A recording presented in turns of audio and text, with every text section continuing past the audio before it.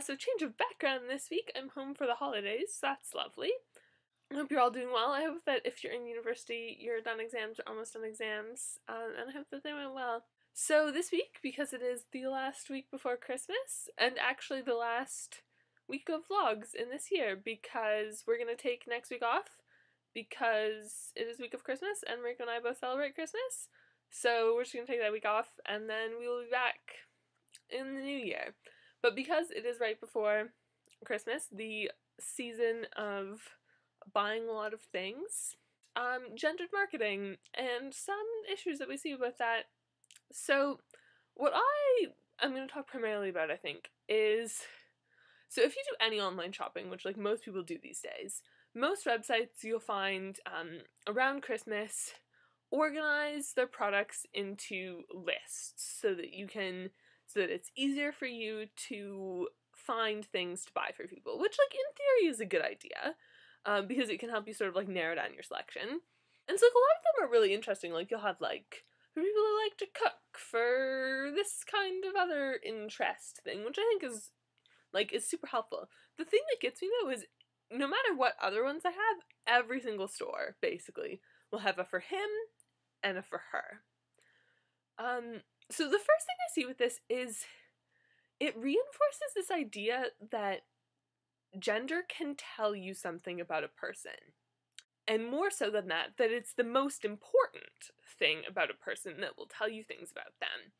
It assumes that by knowing someone's gender, you can predict what that person will like and what that person will want and what kind of interests that person will have.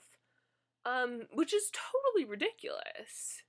Okay, so there are some things that maybe statistically women buy more than men or use more than men, but the thing is, I heard a really good quote once that said something like, statistics don't matter to the individual, and that's exactly what this sort of thing reminds me of, because even if, okay, that's more, typically, you won't know, for one person, like, if you take any given person, you can't know anything about what they're going to be like, what they're going to enjoy, what their interests are going to be, what they're going to want, based on their gender.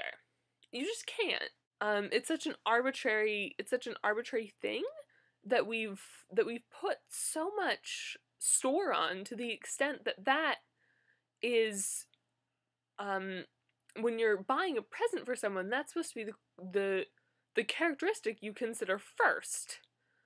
And looking for things is their gender, which just seems strange to me. So that's the one thing that I have a problem with. And then the other thing that I don't like about it is, in addition to assuming that you will know things about someone based on their gender, it reinforces ideas of, based on your gender, what you should like and what you should want. It just reinforces these ideas that we have about how somebody should perform their gender and what being a certain gender entails, which is just not helpful to anyone. So that's my thoughts for the day. I hope that you all have a lovely holiday, whatever this season means to you. I hope it's wonderful, and I will see you in January. Bye.